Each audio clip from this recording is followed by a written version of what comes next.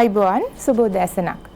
අපස උසස් පෙළ විභාගයේ සඳහා පෙනී සිටින සිසු දරු දැරියන්ගේ දැනුම වර්ධනය කිරීම සඳහා ස්වාධීන රූපවාහිනී සේවය විසින් ගෙනෙනු ලබන තක්ෂිලාව අධ්‍යාපනික වැඩසටහනේ තවත් එක් වැඩසටහනක් සමගයි ඔබ මේ එක්ව සිටින්නේ.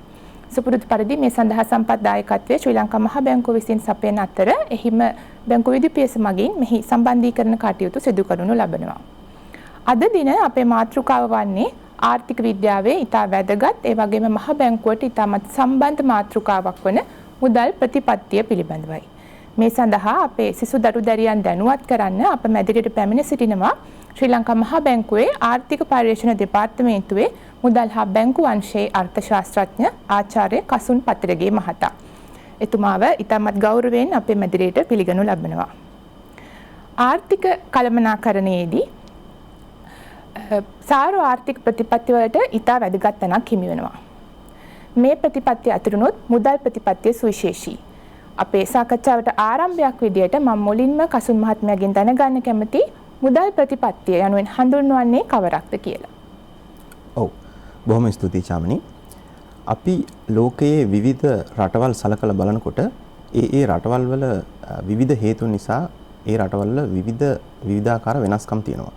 උදාහරණයක් හැටියට ඒ රටවල් වල භූගෝලීය පිහිටීම, ඒවා අතීතයේ මුහුණ දීපු අත්දැකීම්, ඒවායේ තිබෙන සම්පත් ප්‍රමාණය, දේශපාලනික වටපිටාව ආදී මේ බොහෝ කරුණු නිසා මේ රටවල් විවිධ ආකාරයෙන් වෙනස් වෙනවා.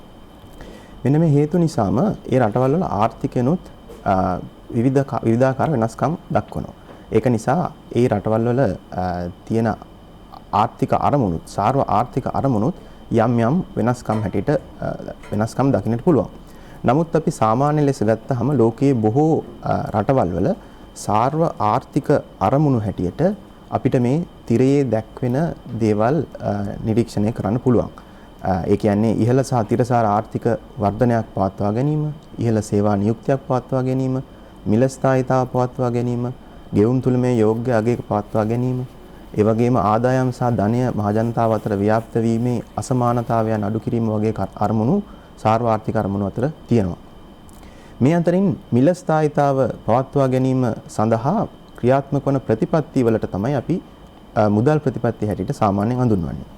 ඉතින් මේ සාර්ව ආර්ථික ප්‍රතිපත්ති අතර මුදල් ප්‍රතිපත්තියට අමතරව තවත් තිබෙන සාර්ව ආර්ථික ප්‍රතිපත්ති තමයි රාජ්‍ය මූල්‍ය ප්‍රතිපත්තිය, ආදායම් ප්‍රතිපත්තිය, විනිමය අනුපාතික ප්‍රතිපත්තිය ආදිය. ඉතින් අපේ අද දවසේ මාතෘකාව වන මුදල් ප්‍රතිපත්තිය කියලා ගැන අපි සලකලා බැලුවොත් මුදල් ප්‍රතිපත්තිය කියලා අපි සාමාන්‍යයෙන් සලකන්නේ මිල ස්ථායීතාව පවත්වා ගැනීමේ අරමුණ ඇතිව මුදලෙහි පිරිවැය, ඒ කියන්නේ පොලි අනුපාතික සහ මුදල් ප්‍රමාණය, ඒ කියන්නේ ද්‍රවශීලතාවය, එහෙම නැත්නම් මුදල් සැපයීම මහ බැංකුවක් මගින් කළමනාකරණය කිරීමේ ක්‍රියාවලියට තමයි පොදු වශයෙන් මුදල් ප්‍රතිපත්තිය කියලා හඳුන්වන්නේ. ඔව්, එතුමා හොඳින් පැහැදිලි කළා මුදල් ප්‍රතිපත්තිය කියන්නේ කුමක්ද කියලා. මම කලිනුත් කිව්වා මහ බැංකුවට මේ මුදල් ප්‍රතිපත්තිය ඉතාමත් සම්බන්ධ වෙනවා. ඊළඟට මම ඔබතුමාගෙන් දැනගන්න කැමති මුදල් ප්‍රතිපත්තිය කොහොමද මහ බැංකුවේ අරමුණු අතර සම්බන්ධය වෙන්නේ කියලා. අපි දැන් කලින් කතා කරා වගේ එක් රටවල් වල විවිධාකාර වෙනස්කම් තියෙනවා වගේම ඒ රටවල් වල මහ බැංකුව වල තිබෙන අරමුණුත් ඒ විදිහට යම් ආකාරයකට වෙනස් වෙනවා. ඒ වගේම තමයි එකම රටක එක මහ බැංකුවක් ගත්තත් ඒ රටේ කාලයත් සමග එහි අරමුණු විකාශනය වීමට පුළුවන්. අපි ලෝකයේ තිබෙන මහ බැංකු සලකලා බැලුවොත්, එහෙම නැත්නම් ලෝකයේ මහ බැංකු වල පැවතිච්ච අරමුණු සලකලා බැලුවොත් ඒවා අතර තියෙන දේවල් අතර තියෙනවා මිල ස්ථායීතාව පවත්වා ගැනීම ඉතා වැදගත් අරමුණක් හැටියට දැනටත් අතීතයේත් පැවතිලා තිබෙනවා. ඒ වගේම තමයි ආර්ථික වෘත්තීය හා සේවා නියුක්තිය ඉහළ මට්ටම පවත්වා ගැනීම, පොලි අනුපාතික වල ස්ථායීතාවය, මූල්‍ය පද්ධතියේ ස්ථායීතාවය, ඒ වගේම විනිමය අනුපාතික වල ස්ථායීතාවය පවත්වා ගැනීම වගේ අරමුණු මහ බැංකුව වල අරමුණු අතර තියෙනවා. අපි ශ්‍රී ලංකාවේ මහ බැංකුව සලකලා බැලුවොත් 1950 දී ශ්‍රී ලංකා මහ බැංකුව ස්ථාපිත කරන වෙලාවේ එහි අරමුණු කාණ්ඩ දෙකක් යටතේ තමයි තිබිලා තියෙන්නේ.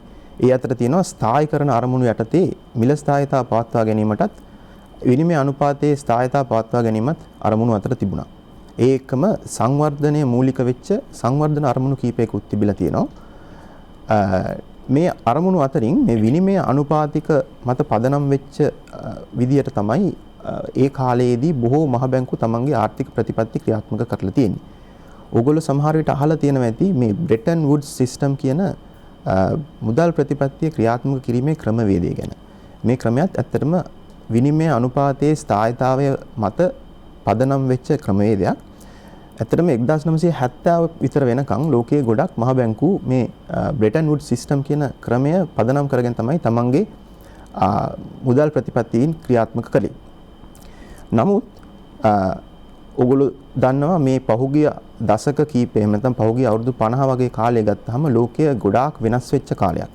ලෝකයේ ඇතිවෙච්ච තාක්ෂණික දියුණුවීම් ඒ වගේම මුදල් ප්‍රතිපත්ති එහෙම නැත්නම් මූල්‍ය අංශේ ඇති වුණු නව්‍යකරණයන් ආදිය නිසා මහ බැංකු වල අරමුණුත් යම් යම් විකාශනය වීම වලට භාජනය වෙලා නව්‍යකරණය වෙලා තියෙනවා. ඒ අනුව වර්තමානයේදී බොහෝ මහ බැංකු වල ප්‍රධානතම අරමුණ හැටියට සලකන්නේ මිල ස්ථායීතාව පවත්වා ගැනීම. ඒකට හේතුව තමයි මේ අපි කලින් කතා කරපු වෙනත් සාර්වාර්ථික අරමුණු ළඟා කර ගැනීමටත් මේ මිල ස්ථායීතාව මගින් උත්තේජනයක් ලබා දීම. එතකොට අපි ශ්‍රී ලංකා මහ බැංකුව ගත්තත් එහි අරමුණු කාලයත් සමග විකාශනය වෙලා තියෙනවා. වර්ෂ 2002 ඉඳලා ශ්‍රී ලංකා මහ බැංකුවේ ප්‍රධාන අරමුණු හැටියට අපි භාවිතා කරන්නේ ආර්ථික සහ මිල ස්ථායීතාව පවත්වා ගැනීමත් මූල්‍ය පද්ධතියේ ස්ථායීතාව පවත්වා ගැනීමත් කියන අරමුණු දෙකයි. අපි කෙටියෙන් මේ අරමුණු ගැන පොඩ්ඩක් සලකලා බලමු. පළමු කොට ආර්ථික සහ මිල ස්ථායීතාව පවත්වා ගැනීම. මොකක්ද මේ මිල ස්ථායීතාව කියලා කියන්නේ? අපි ආර්ථික විද්‍යාවේදී සාමාන්‍ය මිල ස්ථායීතාව කියන වචනයෙන් අදහස් කරන්නේ ආර්ථිකයේ සමස්ත මිල මට්ටම් වල වෙනස් වීම අඩු මට්ටමක තබාගෙන ඒ සමස්ත මිල මට්ටම ස්ථායී මට්ටමක පවත්වා ගැනීම තමයි මිල ස්ථායීතාව කියලා හඳුන්වන්නේ. එතකොට ආර්ථික ස්ථායීතාව කියලා සාමාන්‍යයෙන් හඳුන්වන්නේ ආර්ථික කටයුතු වලත් අර කියපු විදිහට දැඩි උච්චාවචනයක් නැතිව ස්ථාවර විදිහට ආර්ථික කටයුතු පැවැත්වීම. ඇත්තටම අපිට සාර්ව ආර්ථික දර්ශක එහෙම නැත්නම් සාර්ව ආර්ථික විචල්යයන් වන ආර්ථිකයේ වර්ධන වේගය, සේවා නියුක්තිය, විනිමය අනුපාතික ආදී මේ දර්ශක වලින් අපිට ආර්ථිකයේ කොහොමද හැසිරෙන්නේ කියලා අවබෝධයක් ලබා ගන්න පුළුවන්. ඉතින් අපි මිල මට්ටම ගැන සලකලා බැලුවොත් මිල මට්ටමේ ස්ථායීතාවය එහෙම නැත්නම් මිල ස්ථායීතාවය පවත්වා ගැනීම ආර්ථික ස්ථායීතාවයට ඉතා වැදගත් වෙනවා. උදාහරණයක් හැටියට අපි සලකලා බැලුවොත් මිල ඉතා ශීඝ්‍රයෙන් ඉහළ යන අවස්ථාවක්. එහෙම නැත්නම් අපි මේක ආර්ථික විද්‍යාවේ ඉහළ උද්දමනය අවස්ථාවක් හැටියට සලකනවා. ඒ වගේ අවස්ථාවක් සාමාන්‍ය පිළිගැනීම වෙන්නේ ආර්ථික විද්‍යාවේ සාමාන්‍ය පිළිගැනීම වෙන්නේ ආර්ථිකයට අහිතකරයි කියලා. ඒකට මොනවද තියෙන හේතු? අපි හිතමු යම් රටක අපි හිතමු උදාහරණයක් හැටියට ශ්‍රී ලංකාවේ කියලා දැඩි ශීඝ්‍ර උද්දමනයක් තියෙනවා. එතකොට මිල මට්ටම් සාමාන්‍ය මිල මට්ටම් ඉතා ශීඝ්‍රයෙන් ඉහළ යනවා. එහෙම වෙනකොට ජනතාවගේ ජීවන තත්ත්වය පහත වැටෙනවා. ඒකට හේතුව තමයි උදාහරණයක් හැටියට අපි අද දවසේ මිලදී ගන්න භාණ්ඩ හා සේවා වලට ගෙවන්න ඕන මුදල් ප්‍රමාණය එන්න වැඩි වෙනවා. එතකොට අපේ ආදායමුත් ඒ හා සමගම වැඩි වුණේ නැත්නම් අපිට හෙට දවසේ මිලදී ගන්න ඒ කියන්නේ අපිට පාවිච්චි කරන්න වෙන භාණ්ඩ හා සේවා ප්‍රමාණය අඩු වෙනවා. ඒ වගේම තමයි මේ තත්ත්වයක් යටතේ ඉතිරි කිරීම සහ ආයෝජන අධෛර්යමත් වෙනවා. ඒකට හේතුව තමයි අපි උදාහරණයක් හැටියට ඉතිරි කිරීම ගත්තොත් අපි ගමු ඉතිරි කිරීමේ ගිණුමක්. අපි මේ ගිණුමක ආයෝජනය කළා අපි යම් ආදායමක් යම් කාලයකට පසුව බලාපොරොත්තු වෙනවා. නමුත් ඉහළ උද්දමනයක් තියෙන වෙලාවක මේ ලැබෙන ආදායමේ වටිනාකම අඩු වෙනවා. මොකද ඒ කාලයේදී අපිට අර ලැබෙන નિયમિત ආදායමේ ඒ වටිනාකම නැති වෙනවා. මොකද මිල මට්ටම් ඉහළ ගිහිලා තියෙන නිසා. ඒක නිසා ආයෝජන අධෛර්යමත් වෙලා ඒ හරහා ආර්ථික වර්ධනයට අයහපත් බලපෑමක් ඇති කරනවා. ඒ වගේම තමයි ගෙවීම් මාධ්‍යයක් සහ වත්කම් පවත්වා ගැනීමේ මාධ්‍යයක් හැටියට මුදලට තියෙන වටිනාකම පිළිගැනීම අඩු වෙනවා. ඒ වගේම සාපේක්ෂ මිල වෙනස් වීම, ඒ කියන්නේ නිෂ්පාදකයන්ට තමන්ගේ විවිධ නිෂ්පාදන සඳහා වන සාපේක්ෂ මිල වෙනස් වීම අඳුනා ගැනීම අපහසු නිසා ආර්ථිකයේ සම්පත් බෙදා හැරීමත් අකාර්යක්ෂම වෙනවා. එතකොට මේ අපි කතා කරේ දැඩි උද්දමන අවස්ථාවක තියෙන අහිතකර ප්‍රතිඵල ගැන. උද්දමනය පමණක් නොවේ අවදමනයත් ඇත්තටම ආර්ථිකයට අහිතකරයි කියලා තමයි ආර්ථික විද්‍යාවේ සාමාන්‍ය පිළිගැනීම වෙන්නේ. අවදමනය කියලා අපි සාමාන්‍යයෙන් හඳුන්වන්නේ එතකොට දිගටම පවතින භාණ්ඩ හා සේවාවල මිල පහළ වැටීම. ඇයි අවදමනය අපි අහිතකරයි කියලා සලකන්නේ ආර්ථික වර්ධනයට? අපි හිතමු අපේ ආර්ථිකයේ මිල මට්ටම් ක්‍රමයෙන් දිගින් දිගටම පහළ වැටෙනවා කියලා. එතකොට අපි පාරිභෝගිකයන් හැටියට අපි අද දවසේ මොකක් හරි දෙයක් මිලදී ගන්න ගියොත් අපි හිතන්න පුළුවන් දෙයක් තමයි අපි මේක අද මිලදී ගන්න නැතුව අපි තව ටික දවසක් බලන් ඉමු. එතකොට මේක මිල මට්ටම අඩු වෙයි. එතකොට අපිට වැඩි වාසියක් ගන්න පුළුවන්. ඉතින් මෙන්න මේ වගේ තත්ත්වයක් තියෙනකොට නිෂ්පාදකයන්ගේ ඉල්ලුම නිෂ්පාදකයන්ට තමන්ගේ භාණ්ඩ හාසියාවල් තියෙන ඉල්ලුම අඩු වෙනවා. ඒක නිසා ඒ අය අධෛර්යමත් වෙලා ඒ තත්ත්වය ආර්ථික අවපාතයක් දක්වා වර්ධනය වෙන්න පුළුවන්. ඉතින් එන්නේ මේ වගේ වටපිටාවක් ඇතුලේ සේවා වියුක්තිය ඉහළ යනවා. ඒ හරහා ආර්ථික අවපාතයක් ඇති වෙනවා. ඉතින් මේ උද්දමනය හෝ දැඩි උද්දමනය හෝ අවදමනය තුලින් නැති විය හැකි අයහපත් ආර්ථික බලපෑම් නැති කර ගැනීම නැත්නම් පාලනය කර ගැනීම සඳහා තමයි මිල ස්ථායීතාව වැදගත් වෙන්නේ. එතකොට මෙන්න මේ හේතු නිසා මිල ස්ථායීතාව ඉතා වැදගත් වෙනවා තිරසාර එහෙම නැත්නම් ස්ථාවර ආර්ථික වර්ධනයක් පවත්වා ගැනීමට. අපි දැන් මෙච්චරලා කතා කරේ ශ්‍රී ලංකා මහා බැංකුවේ අපි කතා කරපු අරමුණු දෙකෙන් එකක් වන ආර්ථික සහ මිල ස්ථායීතාව ගැන. එතකොට අපි දෙවන අරමුණ වන මූල්‍ය පද්ධති ස්ථායීතාව ගැන සලකලා බලමු. අපි ප්‍රථමයෙන්ම බලමු මොකද්ද මේ මූල්‍ය පද්ධතිය කියලා කියන්නේ කියලා. මූල්‍ය පද්ධතිය කියලා කියන්නේ මූල්‍ය ආයතන, ඒ කියන්නේ මහ බැංකුව, වාණිජ බැංකු, විශේෂිත බැංකු, ගෙවීම හා පියවීම පද්ධතිය, මූල්‍ය වෙළඳපොළවල්, මුදල් උපකරණ ආදී මේ සියලුම දේවල් වලින් සමන්විත එකිනෙක හා සම්බන්ධ පද්ධතියට තමයි මූල්‍ය පද්ධතිය කියලා කියන්නේ. එතකොට අපි මූල්‍ය පද්ධතියේ ස්ථායීතාව කියලා සාමාන්‍යයෙන් හඳුන්වන්නේ දැන් මේ තිරේ ඔයගොල්ලන්ට පේන විදිහට මූල්‍ය පද්ධතියට විවිධ අභ්‍යන්තර හා බාහිර කම්පන සඳහා ඔරොත්තු දීමේ හැකියාවක් තියෙනවා නම් අපි කියනවා ඒ මූල්‍ය පද්ධතිය ස්ථාවරයි, ස්ථායීතාවය තියෙනවා කියලා. එතකොට මිල ස්ථායීතාව ළඟා කර ගැනීමටත් මේ මූල්‍ය පද්ධතියේ ස්ථායීතාව ඉතාම වැදගත් වෙනවා. මොකද අපි මුදල් ප්‍රතිපත්තිය මගින් ගන්නා ක්‍රියාමාර්ග ආර්ථිකයට සම්ප්‍රේෂණය වෙන්නේ මේ මූල්‍ය පද්ධතිය හරහා නිසා. ඒක නිසා ඇත්තට මේ මහා බැංකුවේ මේ අරමුණු දෙක වෙන්වෙන්ව පවතින අරමුණු දෙකක් නෙමෙයි. ඒ එකිනෙකට ඉතා ළඟින් සම්බන්ධ අරමුණු දෙකක් තමයි මේ මහා බැංකුවේ ප්‍රධාන අරමුණු දෙක. ඔව් අපි දැන් දැනගත්තා මහා බැංකුවේ අරමුණු වන මිල ස්ථායීතාවය පවත්වාගෙන යන්න කොහොමද මහා බැංකුව මුදල් ප්‍රතිපත්තිය ක්‍රියාත්මක කරන්නේ කියලා. මම ඊළඟට කසුන් මහත්මයාගෙන් දැනගන්න කැමතියි ඈත අතීතයේ ඉඳන් මහා බැංකුව කොහොමද මේ මුදල් ප්‍රතිපත්තිය ක්‍රියාත්මක කරේ? මොන වගේ රාමු යටතේද මුදල් ප්‍රතිපත්තිය ක්‍රියාත්මක කරේ සහ වර්තමානයේ භාවිතා වන මුදල් ප්‍රතිපත්ති රාමුව පිළිබඳ. අපි කලින් සඳහන් කළා විවිධ රටවල් වල ආර්ථිකයන් ඒ රටවල් වල තියෙන විවිධ හේතු නිසා ගොඩක් වෙනස් වෙන්න පුළුවන් එකිනෙකට කියලා.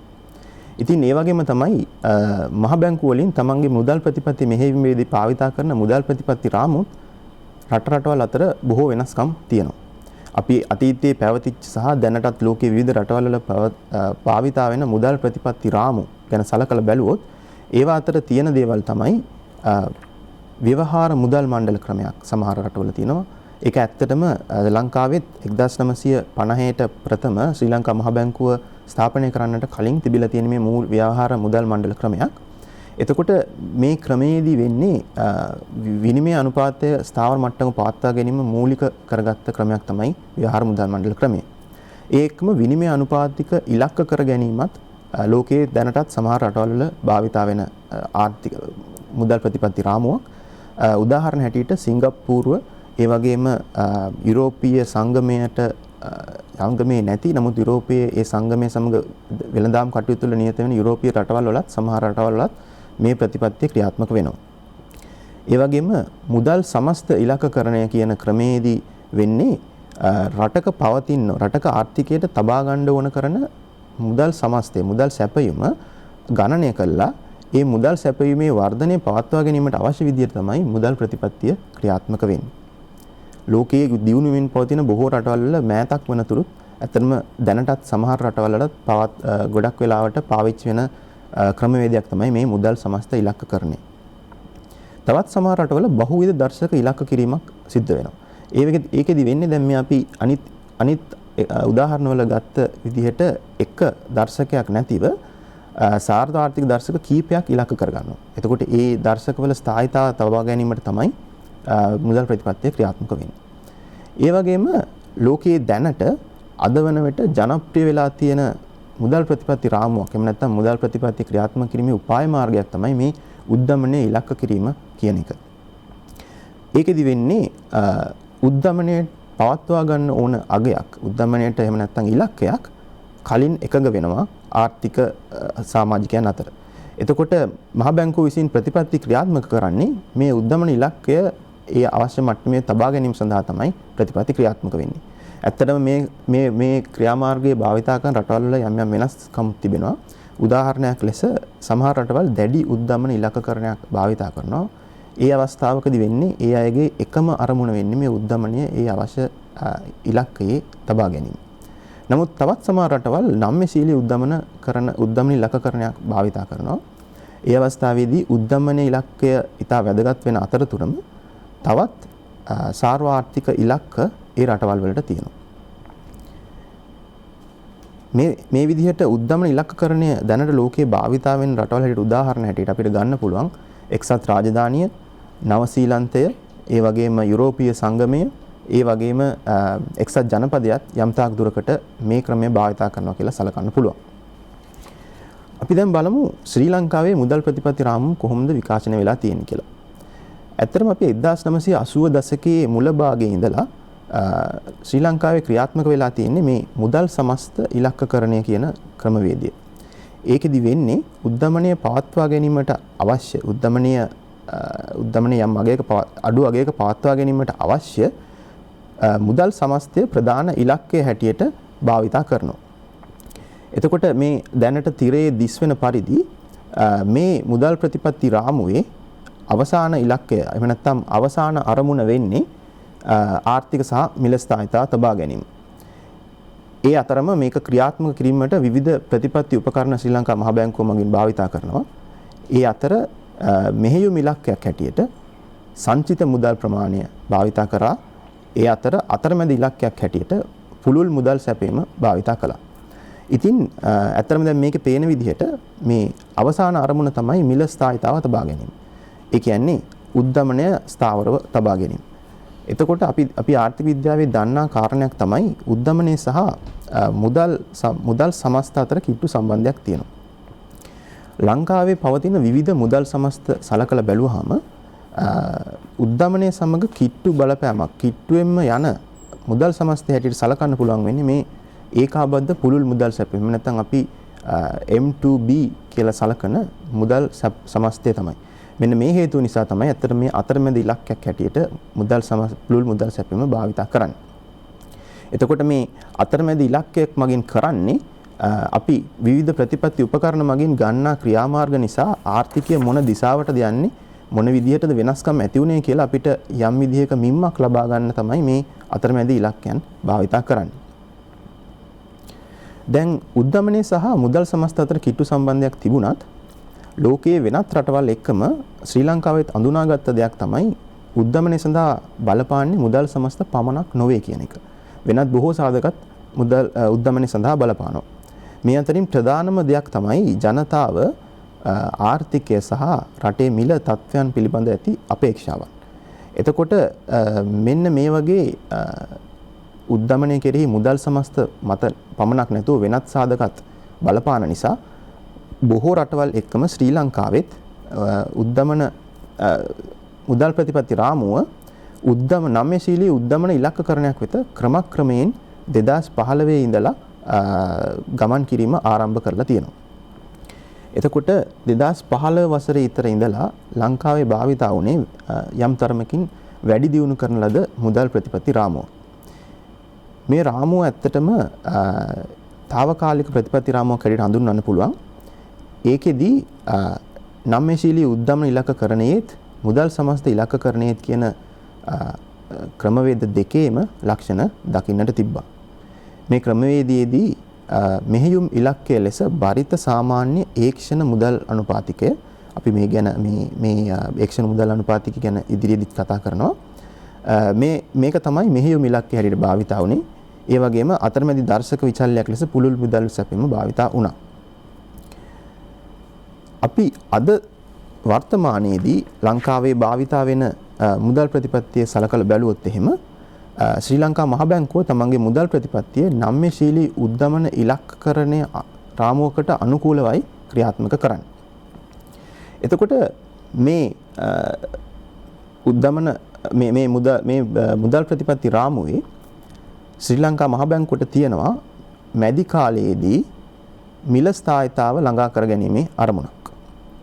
ඒකෙන් කියවෙන්නේ මැදි කාලයේදී උද්දමනය 4% සිට 6 පමණ අගයක. ඒ කියන්නේ මැද තනි ඉලක්කමක පවත්වා ගැනීමේ අරමුණක් තියෙනවා. නමුත් ඒ එක්කම ආර්ථිකයේ මූර්තාංශයේ ස්ථායීතාවයත් විනිමය අනුපාතිකවල නම්‍යශීලීතාවය පවත්වා ගැනීමත් ඉතා වැදගත් අරමුණු හැටියට පාවිච්චි වෙනවා. මේ මුදල් ප්‍රතිපත්ති රාමුවේ ඉතා වැදගත් අංගයක් තමයි ඉදිරි දැක්මකින් යුතුව කටයුතු කිරීම. ඒ නිසාම ඉදිරි කාලයේදී ආර්ථිකයේ වෙන්න පුළුවන් වෙනස්කම් පුරෝකථනය කිරීම ඉතා වැදගත් මේ දැනට පවතින මුදල් ප්‍රතිපත්ති රාමුවට. ඉතින් මෙන්න මේ නිසා ශ්‍රී ලංකා මහ බැංකුව මේ කාර්යය ඉටු කර ගැනීමට කාලීන දත්ත මත පදනම් වෙච්ච පුරෝකථනයේ ප්‍රතිපත්ති විශ්ලේෂණ පද්ධතියක්. එහෙම නැත්නම් අපි මේකේ ඉංග්‍රීසි නම වන Forecasting and Policy Analysis System කියන එක කෙටි කරලා FPAS සිස්ටම් එකක් භාවිතා කරනවා. මේ දැනට පවතින මුදල් ප්‍රතිපත්ති රාමුවේ මෙහෙයුම් ඉලක්කය හැටියට භාවිතා වෙන්නේ බරිත සාමාන්‍ය ඒක්ෂණ මුදල් අනුපාතිකය. අපි පොඩ්ඩක් සලකලා බලමු මොකද්ද මේ බරිත සාමාන්‍ය ඒක්ෂණ මුදල් අනුපාතිකය කියන්නේ කියලා. ඕගොල්ලෝ දන්නවා හැම වැඩ කරන දිනකම ලංකාවේ එහෙම නැත්නම් ලංකාවේ පමණ මේ ලෝකේ ඕනෑම රටක ක්‍රියාත්මක වෙන වෙළඳපොළක් තමයි මේ අන්තර් බැංකු වෙළඳපොළ. මේ අන්තර් බැංකු වෙළඳපොළ හරහා තමයි බැංකු තමන්ගේ දෛනික කටයුතු සඳහා අවශ්‍ය මුදල් සපයා ගන්න.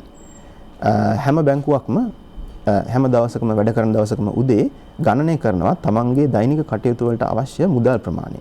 ඉතින් මෙහෙම ගණනය කරපු මුදල් ප්‍රමාණය ගත්තාම සමහර බැංකු වලට මුදල් හිඟයකුත් සමහර බැංකු වලට අතිරික්තයකුත් තියෙන්න පුළුවන්. එතකොට මේ බැංකු මේ අන්තර් බැංකු වෙළඳපොළට ඇවිල්ලා මේ මුදල් හුවමාරු කරගන්නවා එක් දින ගනුදෙනු හැටියට. ඒ කියන්නේ පහුවෙනිදා නැවත පියවන එකඟතාවයේ ඇතුව අපකර මුකුත් භාවිතා නොවි ණය ගනුදෙනු වලින් ඒ අයගේ මුදල් අවශ්‍යතා සපුරා ගන්නවා. ඉතින් මෙන්න මේ අන්තර් බැංකු වෙළඳපොලේ ඔය විදිහට හුවමාරු වෙන ණය ගනුදෙනු වල පොලි අනුපාතවල බරිත සාමාන්‍යයට තමයි අපි බරිත සාමාන්‍ය ඒක්ෂණ මුදල් අනුපාතිකය හැටියට හඳුන්වන්නේ.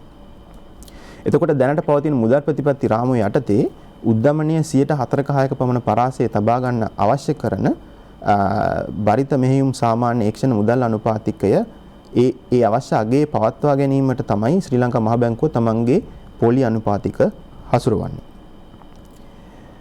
දැන් මේ මුදල් ප්‍රතිපත්ති රාමුව යටතේ උද්දමන ඉලක්කයට දැඩි වටිනාකමක් තිබුණත් වෙනත් ආර්ථික ප්‍රමුඛතාවයන්ුත් සමහර අවස්ථාවල ප්‍රමුඛ විදිහට ගන්නවා. දැන් මේ ප්‍රස්ථාරයේ ඕගොල්ලන්ට දැක්වෙන විදිහට අපි අන්තිම මාස කීපය සලකලා බැලුවොත් ඕගොල්ලන්ට පේනවා මේ නිල් පාටින් දැක්වෙන මේ බරිත සාමාන්‍ය ඒක්ෂණ මුදල් අනුපාතිකය අපේ ප්‍රතිපත්ති කොරිඩෝ එහෙම නැත්නම් මේ ප්‍රතිපත්ති අනුපාතික දෙකේ පහත සීමාවේ තමයි පවතින්නේ. ඇත්තටම මේ තත්වයට හේතු වෙලා තියෙන්නේ අපි මේ පහුගිය කාලේ ලංකාවේ ඇති වුණු ලංකාව වුණන්නේ ලෝකයේම මුහුණ දීපු කොවිඩ් වසංගත තත්ත්වය නිසා ආර්ථිකය යලි නගා සිටුවීමේ අරමුණ ඇතුව විවිධ ප්‍රතිපත්ති මහ බැංකුව මගින් ක්‍රියාත්මක කරන්න ලැබුවා. එතකොට මෙන්න මේ ප්‍රතිපත්තිවල ප්‍රතිඵලයක් හැටියට තමයි මේ විදිහට මේ බරිත සාමාන්‍ය ඒක්ෂණ මුදල් අනුපාතිකය මේ විදිහට හැසිරලා තියෙන්නේ. ඔව්. එතුමා හොඳින් පැහැදිලි කරා මහ බැංකුව කොහොමද මේ මුදල් ප්‍රතිපත්ති රාමුව යටතේ මුදල් ප්‍රතිපත්තිය ක්‍රියාත්මක කරන්නේ කියලා. එහිදී පැන නැගුණු ඉතා වැදගත් දෙයක් තමයි මුදල් සැපයුම නැත්නම් ආර්ථිකයේ දෙන මුදල් ප්‍රමාණය. බොහෝ දුරට සාකච්ඡා වෙන කරුණක් තමයි රටේ ආර්ථික වර්ධනයට සාපේක්ෂව කොයි ප්‍රමාණයකින්ද මේ මුදල් ප්‍රමාණය රටේ මුදල් ප්‍රමාණය වැඩි වෙන්න ඕන කියන එක. මම ඊළඟට ඔබතුමාගෙන් දැනගන්න කැමති ආර්ථිකයක මුදල් සැපයුම මොන මට්ටමේද තියෙන්න ඕන කියන දේ. ඔව්. අපි ආර්ථික විද්‍යාවේ ඉගෙන ගන්න කාරණයක් තමයි මුදල් ස්ථාවර අනුපාතයකින් සංසරණය වෙනවා කියන එක. එහෙම නැත්නම් මුදලේ ප්‍රවේගය කෙටි කාලයේදී ස්ථාවරයි නියත අගයක් ගන්නවා කියන එක. එහෙම ගත්තොත් අපි අවශ්‍ය ප්‍රමාණයට වඩා ආර්ථිකයට මුදල් සැපයුවොත් ජනතාව අතර ඒගොල්ලන්ට අවශ්‍ය ප්‍රමාණයට වඩා මුදල් තියෙනවා. එතකොට ඒගොල්ලෝ භාණ්ඩ හා සේවා වැඩි වශයෙන් මිලදී ගැනීමට පෙළඹෙනවා. හැබැයි මේ විදිහට භාණ්ඩ හා සේවාවල් වැඩි වශයෙන් මිලදී ගැනීමට පෙළඹීම හරහා ඉල්ලුමක් භාණ්ඩ හා සේවා වලට තියෙන ඉල්ලුම වැඩි වුණාට කෙටි කාලයේදී නිෂ්පාදකයන්ට තමන්ගේ භාණ්ඩ හා සේවා ප්‍රමාණය ඒකේ සැපයුම ඒ විදිහට ඉහළ දමන්න අමාරුයි.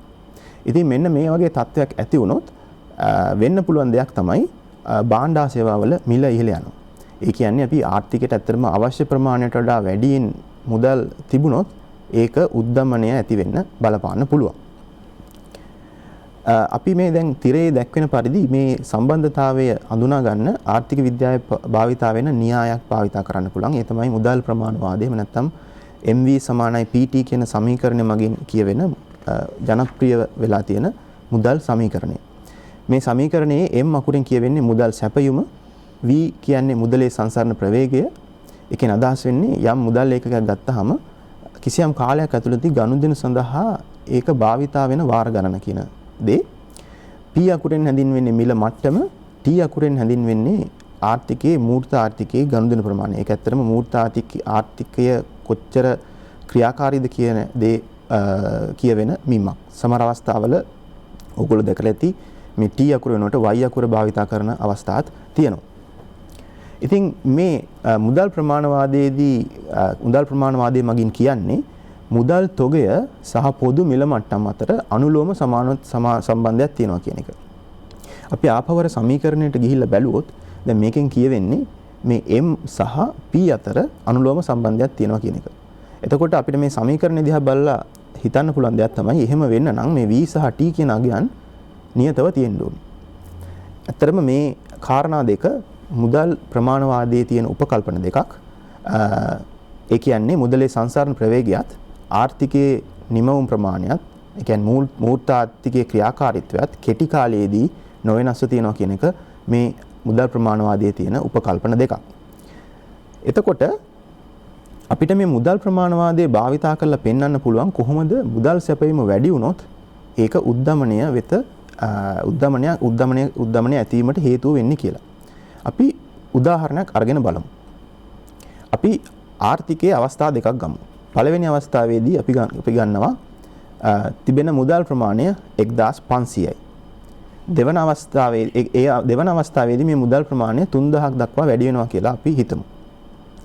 එතකොට මේ ආර්ථිකයේ මුදලේ සංසරණ ප්‍රවේගය 8 සහ ගනුදෙනු ප්‍රමාණය 3000යි කියලා අපි උපකල්පනයක් කරමු මේ ගාන විස්තර කරන්න.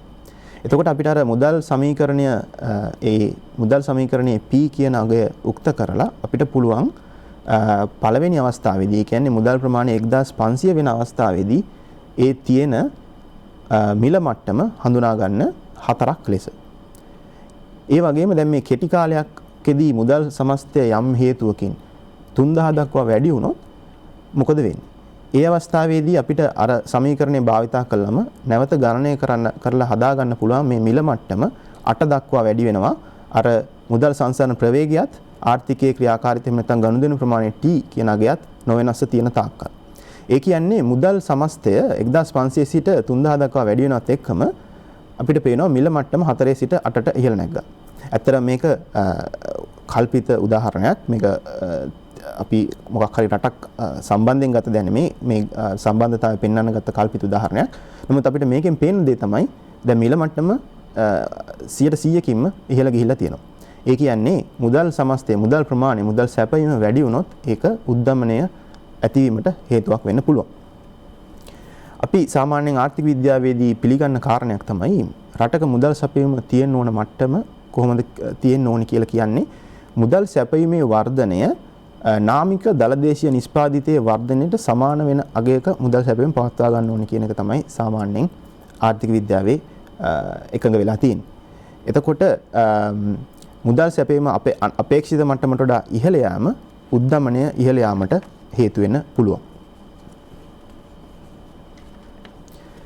අපි උදාහරණ හැටියට සලකමු නාමික දලදේශීය නිෂ්පාදිතයේ වේගය මුදල් සැපයීමේ නාමික දලදේශීය නිෂ්පාදිතයේ වර්ධන වේගය මුදල් සැපයීමේ වර්ධන වේගයට වඩා වැඩි අවස්ථාවක්. එතකොට මේ අවස්ථාවේදී දැන් නාමික දලදේශීය නිෂ්පාදිතයේ වර්ධන වේගයට සමාන ප්‍රමාණයක් තමයි ජනතාවට මුදල් අවශ්‍ය වෙන්නේ. නමුත් ජනතාව අතර එච්චර මුදල් නැති නිසා වෙන්න පුළුවන් දෙයක් තමයි මිල මට්ටම පහළ යන එක. ඒක නිසා අවදමනය ඇති වෙන්න පුළුවන්. එතකොට මේ తত্ত্বය නිවැරදි කරන්න නම් මහ බැංකුව කරන්න ඕන දේ තමයි මුදල් සැපයීම වර්ධනය කරන එක. ජනතාවට තව මුදල් සපයන්න ඕනේ.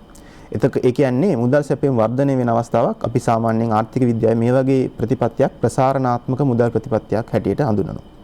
ඕකෙම අනිත් පැත්ත තමයි නාමික දළදේශීය නිෂ්පාදිතයේ වර්ධනය මුදල් සැපීමේ වර්ධනයට අඩු අවස්ථාවකදී. ඒ කියන්නේ මුදල් සැපීම නාමික දළදේශීය නිෂ්පාදිතයට වැඩි වේගයකින් වර්ධනය වෙනවා.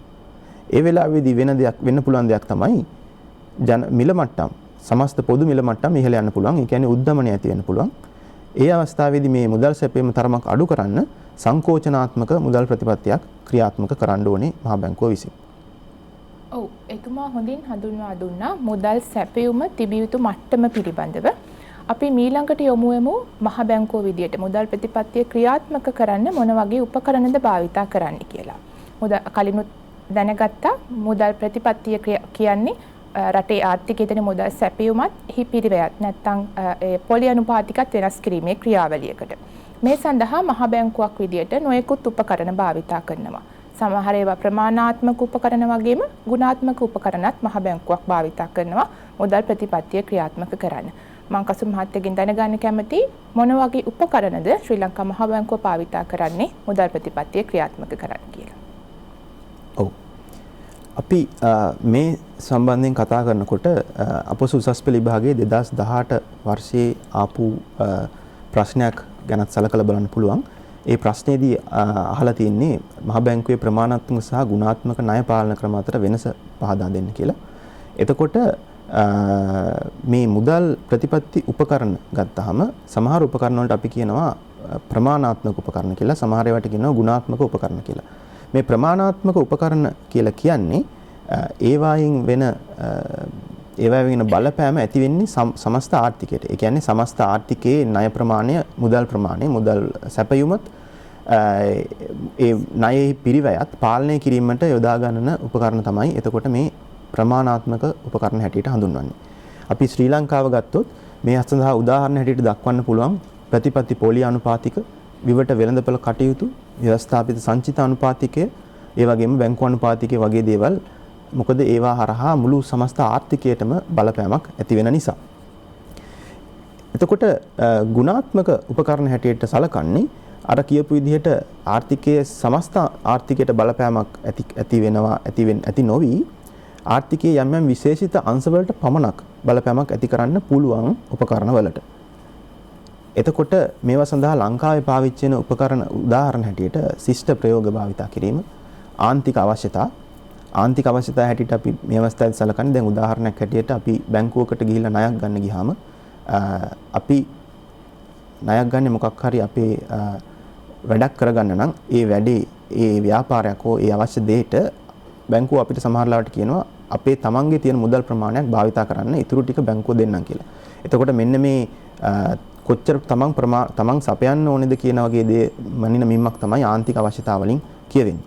ඒ වගේම තමයි ණය සීමා, ඒකෙන් අදහස් වෙනවා ණයේ පරිමාවේ සීමා වගේම පොලි අනුපාතික වල සීමාත් භාවිතා වෙනවා. එතකොට ඒකත් ගුණාත්මක උපකරණයක් හැටියට භාවිතා කරන්න පුළුවන්.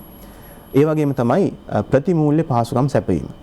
දැන් මේ ප්‍රතිමූල්‍ය පහසුකම් සැපයීම උදාහරණයක් හැටියට ගත්තොත් ඕගොල්ලෝ ශ්‍රී ලංකා මහා බැංකුවේ ප්‍රතිපත්ති වල හැසිරීම පහුගිය දවස්වල නිරීක්ෂණය කළා නම් ඕගොල්ලොත් සමහරට දකින්න ඇති මේ සුළු හා මධ්‍ය පරිමාණ ව්‍යවසායකයන් අරමුණු කරගෙන ප්‍රතිමූල්‍ය පහසුකම් ශ්‍රී ලංකා මහා බැංකුව හඳුන්වා දුන්නා කියලා. එතකොට මේ අවස්ථාවේදී උනේ ශ්‍රී ලංකා මහා බැංකුව නිරීක්ෂණය කළා දැන් මේ COVID-19 වසංගතය නිසා ආර්ථික කටයුතු වලට ඇතිවෙච්ච අපහසුතාවය හේතු කොටගෙන මේ සුළු හා මධ්‍ය පරිමාණ කර්මාන්තකරුවන්ට එහෙම නැත්නම් සුළු හා මධ්‍ය පරිමාණ ව්‍යවසායකයන්ට දැඩි අපහසුතාවයක් ඇති වුණා. ඒ අයට තමන්ගේ ආදායම් ලැබුණේ නැහැ. ඒක නිසා එයාට තමන්ගේ වියදම් පියවා ගැනීමට අපහසු වුණා. මෙන්න මේ தත්ත්වය යටතේ ඒ අයට උපකාරයක් හැටියට ඒ අයට උපකාරයක් හැටියට තමයි මේ ප්‍රතිමූල්‍ය පහසුකම් සුළු හා මධ්‍ය පරිමාණ අංශවලට විශේෂිත විදිහට හඳුන්වලා දුන්නේ. එතකොට ඒ අරමුණු කරපු දේ තමයි ඒ ප්‍රතිමූල්‍ය පහසුකම්. ඇත්තට මේ ප්‍රතිමූල්‍ය පහසුකමක් කියලා කියන්නේ අපි ශ්‍රී ලංකා මහා බැංකුව බැංකු පද්ධතියට මුදල් ලබා දෙනවා. ඒ මුදල් භාවිතා කරලා මූර්තාංශයට ණය ලබා දෙන්න කියන අරමුණ ඇතුව. එතකොට මේ පහුගිය අවස්ථාවේදී උනේ අපි මහා බැංකුව කිව්වා මේ මුදල් භාවිතා කරලා ණය දෙන්න මේ සුළු හා මධ්‍ය පරිමාණ ව්‍යවසායකයන්ට කියන එක. එතකොට ඒ හරහා අපි අපේක්ෂා කළේ ඒ ව්‍යවසායකයන්ගේ ව්‍යාපාර කටයුතු යථා තත්ත්වයට පත්වී ආර්ථිකයත් නැවත යථා තත්ත්වයට පත්වීම තමයි අපේ අරමුණ උනේ. එතකොට අපි මේ උපකරණ ගැන දැන් මඳ වශයෙන් විග්‍රහ කරලා බලමු. අපි පළවෙනියටම ගමු ප්‍රතිපත්ති පොලි අනුපාතික ගැන.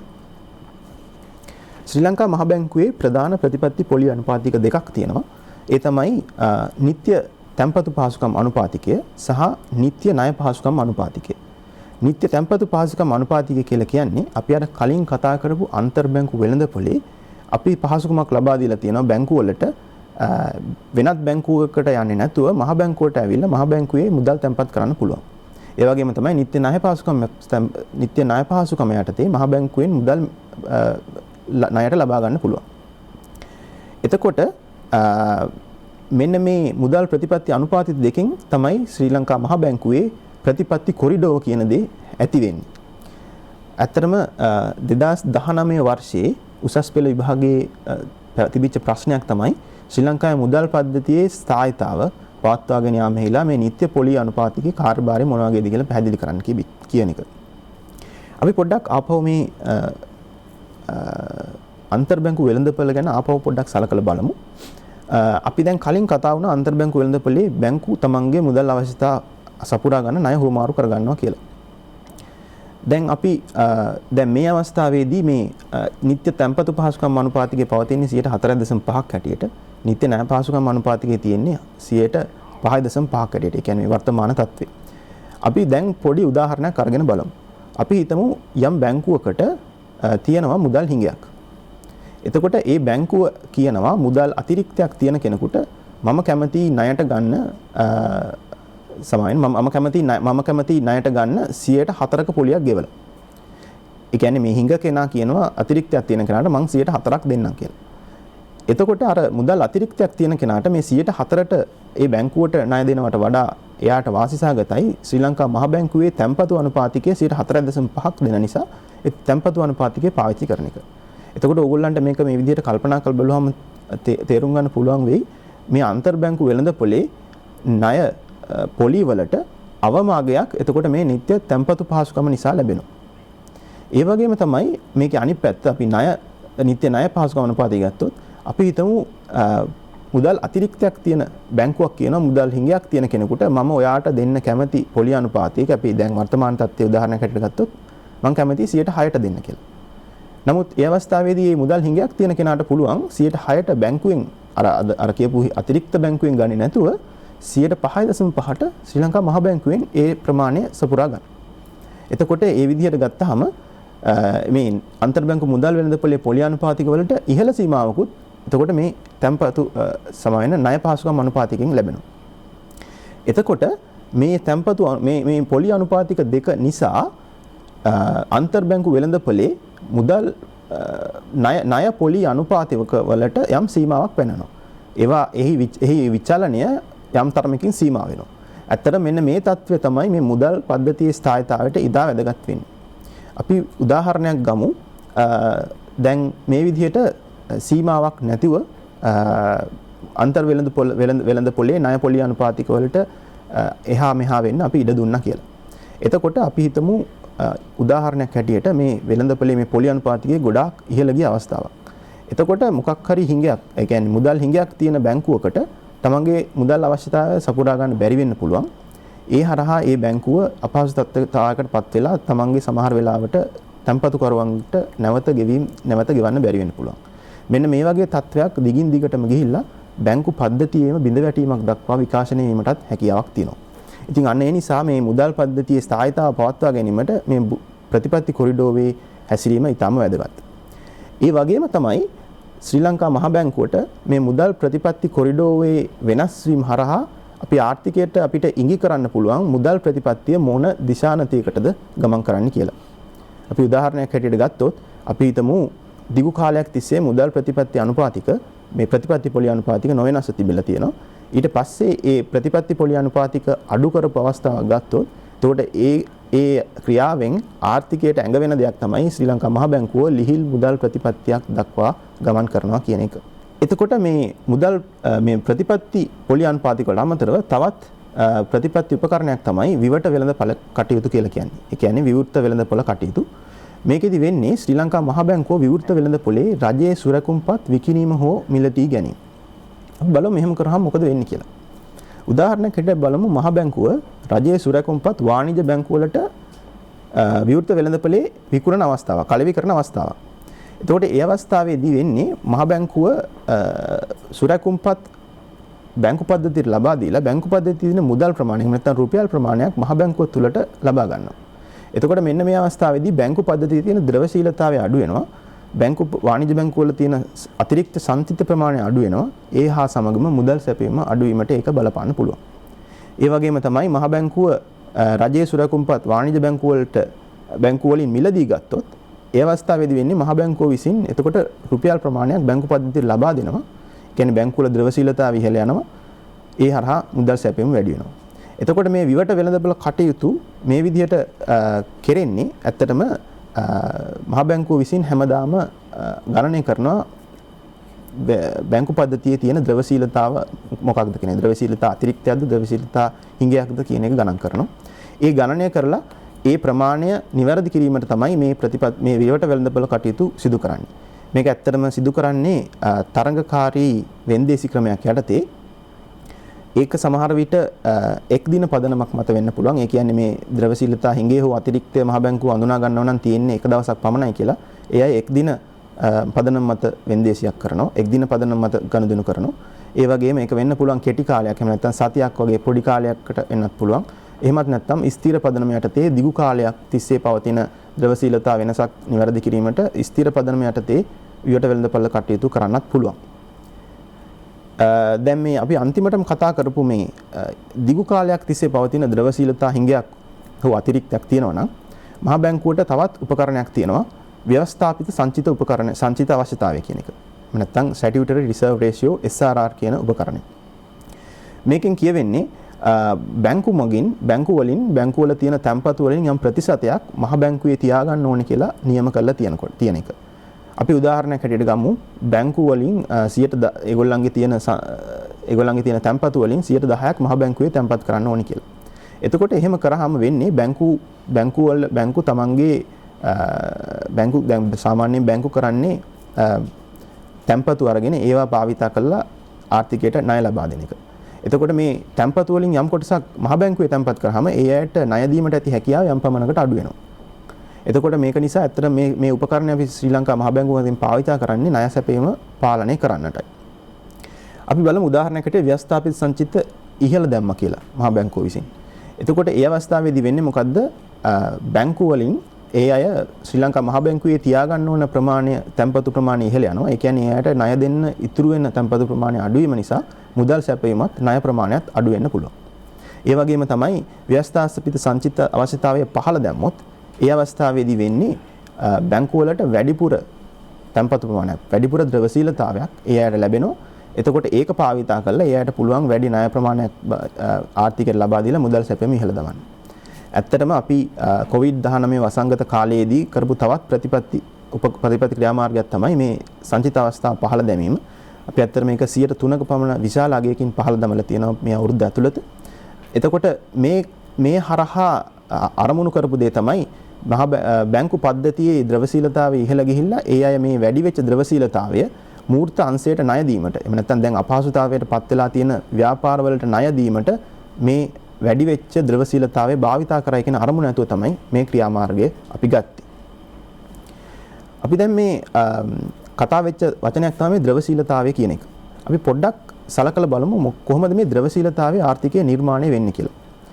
ඇත්තටම ද්‍රවශීලතාවයේ ආර්ථිකය ඇති වෙන්නේ මහ බැංකුව රජය හෝ බැංකු පද්ධතියේ එක්ක කරන ගනුදෙනුවකදී තමයි මේ ද්‍රවශීලතාවය නිර්මාණය වෙන්නේ. අපි උදාහරණයක් හැටියට රජය විසින් රාජ්‍ය සුරකුම්පත් නිකුත් කරන අවස්ථාවකදී ප්‍රාථමික වෙළඳපොළෙන් මහ බැංකුව මේවා මිලදී ගත්තොත් අපි ඇත්තටම අලුතෙන් මුදල් ප්‍රමාණයක් ආර්ථිකයට නිකුත් කරනවා. මහ බැංකුව අලුත් මුදල් ප්‍රමාණයක් ආර්ථිකයට නිකුත් කරනවා. අපි සාමාන්‍ය ව්‍යවහාරයේදී මේ වගේ අවස්ථාවක් ගැන කතා වෙනවා. මුදල් අච්චු ගන්නවා කියලා සාමාන්‍ය ව්‍යවහාරයේදී කියන වගේ අවස්ථාවක් මේ වෙන්නේ. එතකොට ඒ වෙලාවේදී ආර්ථිකයේ එහෙම නැත්නම් දේශීය වෙළඳපොලේ තියෙන රුපියල් ප්‍රමාණය වැඩි වීම හරහා රුපියල් ද්‍රවශීලතාවය ඉහළ යනවා. ඒ වගේම තමයි අපේ විවිධ ක්‍රියාමාර්ග හරහා විවිධ හේතු නිසා ලැබෙන විදේශ විනිමය ඒක විදේශිකයන් රජයේ සුරකුම්පත් මිලදී ගැනීමක් වෙන්න පුළුවන් අපනයන ආදායම් වෙන්න පුළුවන් එහෙම නැත්නම් විදේශීය ණය ලැබීමක් වෙන්න පුළුවන් මේ විදේශීය ඍජු ආයෝජන වෙන්න පුළුවන් මේ ඕනෑම මාර්ගයකින් ලැබිච්ච විදේශ විනිමය ශ්‍රී ලංකා මහ බැංකුව මිලදී ගත්තොත් ඒ අවස්ථාවේදීත් ඇත්තටම රුපියල් ද්‍රවශීලතාව ඉහළ යනවා මොකද ඒ අවස්ථාවේදී වෙන්නේ මහ බැංකුව වෙළඳ පොලෙන් උදාහරණයක් හැටියට ඩොලර් ප්‍රමාණයක් ලබාගෙන ආර්ථිකයට රුපියල් ප්‍රමාණයක් නිකුත් කරන එක. ඒතර ඒ අවස්ථාවේදී ද්‍රවශීලතාව වැඩි වෙනවා. ඒ වගේම තමයි ඕගොල්ලෝ සමහරලාට දන්නවා ඇති මේ මහ බැංකුව තමන්ගේ ලාභය සහ తాවකාලික අත්තිකාරම් රජයට ලබා දෙනවා. ඒතර මේ අවස්ථාවේදීත් ද්‍රවශීලතාවය ඉහළ යනවා. දැන් අපි මෙච්චරලා කතා කරපු බොහෝ උපකරණ ප්‍රමාණාත්මක උපකරණ අපි බලමු තවත් මොනවද තියෙන උපකරණ මහ බැංකුවට තමන්ගේ මුදල් ප්‍රතිපත්ති ක්‍රියාත්මක කිරීමේදී කියලා. ශිෂ්ට ප්‍රයෝග එහෙම නැත්නම් යහපැලඹුම් හැටියට හඳුන්වන්නේ අර අපි කලින් කතා කරපු විදිහට අනපනත් වලින් එහෙම නැත්නම් නිල මට්ටමින් නැතුව නිල නොවන මට්ටමකින් බැංකු සමග සාකච්ඡා උපදෙස් ආදී මාර්ග මගින් බැංකු පද්ධතිය එහෙම නැත්නම් බැංකු පද්ධතියම හෝ යම් බැංකු හෝ ආර්ථිකයේ යම් අංශවලට ණය දීමට එහෙම නැත්නම් යම් අංශයකට ණය නොදීමට එහෙම නැත්නම් පොලි අනුපාතික යම් දිශානතියකට හැරවීමට වගේ දෙයකට ගන්න පුළුවන් ක්‍රියාමාර්ගයක්. ඒ වගේම තමයි ඔබ දන්නවා ශ්‍රී ලංකා මහ බැංකුව එහෙම නැත්නම් ඕනෑම මහ බැංකුවක් අවසාන ණය දෙන්නා හැටියට වැඩ ක්‍රියා කරන අවස්ථා තියෙනවා. එතකොට ශ්‍රී ලංකා මහ බැංකුව මෙන්න මේ අවසාන ණය දෙන්නා හැටියට ණය ලබා දෙන පොලි අනුපාතිකයට තමයි බැංකු අනුපාතිකය කියලා කියන්නේ. මේ පොලි අනුපාතිකය ඇත්තටම දිගු කාලයක් නොවෙනස්ව 15% මට්ටමේ තිබුණා. 2020 වසරේදී ඒක 8.5 දක්වාත් අඩු කරනු ලැබුවා. නමුත් පහුගිය දිගු කාලයක් තිස්සේ ගත්තාම ලංකාවේ කිසිම බැංකුවක් මේ පහසුකම ඇත්තටම ලබාගෙන නැහැ. අපි දැන් මේ කතා කරපු බොහෝ ප්‍රතිපත්ති ක්‍රියාමාර්ග එහෙම නැත්නම් මුදල් ප්‍රතිපත්ති උපකරණ ආර්ථිකය සාමාන්‍ය මට්ටමින් ක්‍රියාත්මක වෙන වෙලාවට භාවිතා කරන ඒවා. නමුත් මේ 2007-8 වර්ෂ වලින් විශේෂයෙන්ම ඇතිවුණු ගෝලීය මූල්‍ය අර්බුදයෙන් පස්සේ ගොඩක් මහ බැංකු ලෝකයේ ගොඩක් මහ බැංකු සාම්ප්‍රදායික නොවන මුදල් ප්‍රතිපත්ති උපකරණ වලටත් යොමු වෙලා තියෙනවා. ඒවා ඇත්තටම භාවිතා කරන්නේ සාමාන්‍ය ආර්ථික තත්ත්වයක් යටතේ නෙමෙයි ආර්ථිකයේ මොකක් හරි අර්බුදයක් පරිහානියකට පත්වෙච්ච අවස්ථාවකදී තමයි භාවිතා කරන්නේ. උදාහරණයක් හැටියට ගොඩක් සංවර්ධිත රටවල් මේ ගෝලීය මූල්‍ය අර්බුදයෙන් පස්සේ තමන්ගේ ප්‍රතිපත්ති අනුපාතික ගොඩක් දුරට පහළ දැම්ම ශුන්‍යයට ආසන්න වෙන්නකම එතකොට ඒ අයට ප්‍රතිපත්ති පොලි අනුපාතික හරහා ආර්ථිකයට බලපෑමක් කිරීමේ අති පහසුකම අඩු වුණා. ඒක නිසා ඒ අය භාවිතා කළා මේ ප්‍රසම්ප්‍රදායික නොවන මුදල් ප්‍රතිපත්ති උපකරණ. මේවා අතර උදාහරණයක් ගන්න පුළුවන් දේවල් තමයි ප්‍රමාණාත්මක ලිහිල්කරණය, ණය ලිහිල්කරණය, ඒ වගේම ඉදිරි මාර්ගෝපදේශනය වගේ දේවල්. ඇත්තටම අපි මේ පහුගිය කාලේ වෙනත් විශේෂයෙන්ම සංවර්ධිත රටවල් තමන්ගේ මුදල් ප්‍රතිපත්ති හැසිරුවේ කොහොමද කියලා පොඩ්ඩක් නිරීක්ෂණය කළොත් ඔයගොල්ලන්ට දකින්න පුළුවන් මේ සමහර වෙලාවට ගොඩක් අය මේ ඉදිරි මාර්ගෝපදේශනය කියන එක පාවිච්චි කළා. ඒකෙදි කියවෙන්නේ ඒ අය ප්‍රතිපත්ති අනුපාතික පහළට දැමීමට අමතරව ඒ අය ආර්ථිකයට යම් ඉඟියක් ලබා දෙනවා. ඒ ප්‍රතිපත්ති අනුපාතික ඒ මට්ටමේ දිගු කාලයක් තියේ. එහෙම නැත්නම් ඉදිරියේදී මුදල් ප්‍රතිපත්තිය මොන විදිහකට හැසිරෙයිද කියන එක පිළිබඳ යම් ඉඟියක් ලබා දුන්නා. උදාහරණයක් හැටියට ඇත්තටම සැප්තැම්බර් 16 වෙනිදාත් මේ මෑත අතීතයේදී එක්සත් ජනපදයේ මහ බැංකුව ආර්ථිකය වෙළඳපොළට දීපු පණිවිඩයක් තමයි ඒ අයගේ අඩු මට්ටමක තියෙන මුදල් ප්‍රතිපත්ති ආර්ථිකයේ නැවත යථා තත්ත්වයට පත් වෙනකන් ඒ විදිහටම තියෙයි කියලා ඒ අය දැනුම් දීමක් එහෙම නැත්නම් ඉඟියක් ලබා දුන්නා. අපි මෙතෙක් සාකච්ඡාවෙන් හඳුනාගත්ත මුදල් ප්‍රතිපත්තිය කියන්නේ කුමක්ද? මහ බැංකුව විදියට මුදල් ප්‍රතිපත්තිය මොන වගේ රාමුවක් යටතේද මොන වගේ උපකරණ භාවිතා කළද සිදු කරන්නේ කියලා. මම ඊළඟට ඔබතුමාගෙන් දැනගන්න කැමති මහ බැංකුව තුළ මේ මුදල් ප්‍රතිපත්ති තීරණ ගැනීමේ ක්‍රියාවලිය කෙසේද සිදුවන්නේ කියලා. ශ්‍රී ලංකා මහ බැංකුව ඇතුලේ මුදල් ප්‍රතිපත්ති තීරණ ගැනීමේ ක්‍රියාවලිය අපිට සරලව එහෙම නැත්නම් සාරාංශ කරලා දැන් මේ තිරයේ දැක්වෙන විදිහට පෙන්වන්න පුළුවන්. නමුත් මේක ඇත්තටම තරමක් සංකීර්ණ ක්‍රියාවලියක්. නමුත් මේ තිරයෙන් ඇත්තටම දැක්වෙන්නේ අපි කරන ප්‍රධාන දේවල් ටික තමයි මේකෙන් දැක්වෙන්නේ. මේ ක්‍රියාවලියේදී මූලික වශයෙන්ම මූලිකත්වයේ අරගෙන කටයුතු කරන්නේ ශ්‍රී ලංකා මහ බැංකුවේ ආර්ථික පර්යේෂණ දෙපාර්තමේන්තුව. ඊට අමතරව සංඛ්‍යාන දෙපාර්තමේන්තුව, දේශීය කටයුතු දෙපාර්තමේන්තුව, ජාත්‍යන්තර මෙහෙයුම් කටයුතු දෙපාර්තමේන්තුව කියන මෙන්න මේ දෙපාර්තමේන්තු හතරම මේ කටයුත්තට දායක වෙනවා. එතකොට අපි ගත්තොත් ආර්ථික පර්යේෂණ දෙපාර්තමේන්තුව හා මේ අනිත් දෙපාර්තමේන්තු මගින් ආර්ථිකය දිගින් දිගටම අධීක්ෂණය හා විශ්ලේෂණය කරගෙන යනවා. ආර්ථිකයේ මූර්තාංශය විශ්ලේෂණය කරනවා. ඒක විදේශාංශය, රාජ්‍ය මූල්‍ය අංශය, මුදල් අංශය මොකද වෙන්නේ මේ අංශවල මොකද වෙන්නේ, පහුගිය කාලේ මොකද වුනේ, ඒවා නිසා ඉදිරියට වෙන්න පුළුවන් බලපෑම් මොකද්ද, මේ වගේ විදිහට අපි ඒවා නිරීක්ෂණය කරනවා. ඒ වගේම දැනට පවතින මුදල් ප්‍රතිපත්ති රාමුව යටතේ වෙන විශේෂම දෙයක් තමයි අපි යම් ආර්ථික පුරෝකතනත් සිද්ධ කරනවා. එතකොට මෙන්න මේ විදිහට අපි මේ කරන අධීක්ෂණ සහ නිරීක්ෂණ හරහා අපි වාර්තා ලබා දෙනවා ශ්‍රී ලංකා මහ බැංකුවේ මුදල් ප්‍රතිපත්ති කමිටුවට. මේ මුදල් ප්‍රතිපත්ති කමිටුව තමයි මහ බැංකුවේ මුදල් මණ්ඩලයට. මුදල් මණ්ඩලය කියන්නේ ඇත්තටම මහ බැංකුවේ පාලන අධිකාරිය, තීරණ ගැනීමේ අධිකාරිය. එතකොට එතනින් තමයි මුදල් ප්‍රතිපත්තිය පිළිබඳ අවසාන තීරණය ගැනීම සිද්ධ වෙන්නේ. එතකොට එන්නේ මුදල් මණ්ඩලයට මුදල් ප්‍රතිපත්තිය සම්බන්ධ නිර්දේශ ලබා දෙන්නේ මුදල් ප්‍රතිපත්ති කමිටුව විසින්. එතකොට මුදල් ප්‍රතිපත්ති කමිටුවට අපි දෙපාර්තමේන්තු හැටියට, බැංකුව ඇතුලේ දෙපාර්තමේන්තු හැටියට ආර්ථිකය විශ්ලේෂණය කළ වාර්තා ලබා දෙනවට අමතරව අපි පෞද්ගලික අංශයේ අදහස් යම් පමණකින් ලබා ගැනීමකුත් මේ අවස්ථාවේදී කරනවා. ඒක කෙරෙන්නේ මුදල් ප්‍රතිපත්ති උපදේශන කමිටුව කියන මහ බැංකුවේ කමිටුව හරහා. මේ කමිටුව ඇත්තටම පෞද්ගලික අංශයේ උසස් නිලධාරීනුත් රටේ වැදගත් ආර්ථික විශේෂඥයිනුත් සමන්විත වෙච්ච කමිටුවක්. එතකොට ඒ අයගෙන් අපි ලබා ගන්නවා පෞද්ගලික අංශය මොන විදිහටද ආර්ථිකය දකින්නේ, ඒ අය මොකක්ද ආර්ථිකයේ මුදල් ප්‍රතිපත්ති හැසිරෙන විදිහ ගැන දකින්නේ වගේ අපි ඒ අයගේ අදහස් ලබා ගන්නවා. එතකොට මේ සියලු කරුණු සැලකිල්ලට අරගෙන මුදල් ප්‍රතිපත්ති කමිටුව යම් නිර්දේශයක් ලබා දෙනවා මුදල් මණ්ඩලයට ප්‍රතිපත්ති තීරණය එහෙම නැත්නම් ප්‍රතිපත්ති ස්ථාවරය ගැන. එතකොට මේවා සැලකිල්ලට අරගෙන මුදල් මණ්ඩලය යම් තීරණයකට එළඹෙනවා මොකක්ද ගන්න ඕන ප්‍රතිපත්තිය කියන එක. එතනින් පස්සේ වෙන්නේ අතර මේ මුදල් ප්‍රතිපත්ති තීරණය ගත්තට පස්සේ අපි ඒක සාමාන්‍ය ජනතාවටත් සියලු දෙනාට දැනුම් දෙනවා පුවත්පත් නිවේදන හා මාධ්‍ය සාකච්ඡා හරහා. ඊට පස්සේ මේකේ මෙහෙයුම් කටයුතු ප්‍රතිපත්ති ක්‍රියාත්මක කිරීම සිද්ධ වෙන්නේ දේශීය මෙහෙයුම් කටයුතු හා අනෙකුත් මෙහෙයුම් දෙපාර්තමේන්තු හරහා මේ කටයුත්ත දිගටම සිද්ධ වෙනවා. ඇත්තටම මේක චක්‍රාකාරව සිද්ධ වෙන ක්‍රියාවලියක්. දැන් මේ විදිහට අපි මේ මුදල් ප්‍රතිපත්ති තීරණය අරගත්තට පස්සේ අපි නැවතත් අර නිරීක්ෂණ අධීක්ෂණ ක්‍රියාවලිය දිගින් දිගට කරගෙන යනවා. ආපහු මේ චක්‍රය නැවත පටන් ගන්නවා ටික දවසකට පස්සේ. එතකොට දැනට අවුරුද්දකට 8 වතාවක් මේ විදිහට මුදල් ප්‍රතිපත්ති තීරණ ගැනීමේ මේ චක්‍රීය ක්‍රියාවලිය සිද්ධ වෙනවා. ඔව්, ඒ පැහැදිලි කිරීමත් සමග අද දිනට නියමිත කාලය අවසන් වීගෙන යන්නේ. මම මුලින්ම ස්තුතිවන්ත වෙනවා ආචාර්ය කසුන් පතිරගේ මහතාට අප මැදිරියට පැමිණිලා අපේ සිසු දරුදරියන් දැනුවත් කිරීම සම්බන්ධයෙන්. දෙවනුව ස්වාධීන රූපවාහිනී සේවයේ කාර්ය මණ්ඩලයටත් පුවිදි පිරිසේ කාර්ය මණ්ඩලයටත් ස්තුතිවන්ත වෙනවා මේ වැඩසටහන සම්බන්ධීකරණයෙන් දායක වීම සම්බන්ධයෙන්.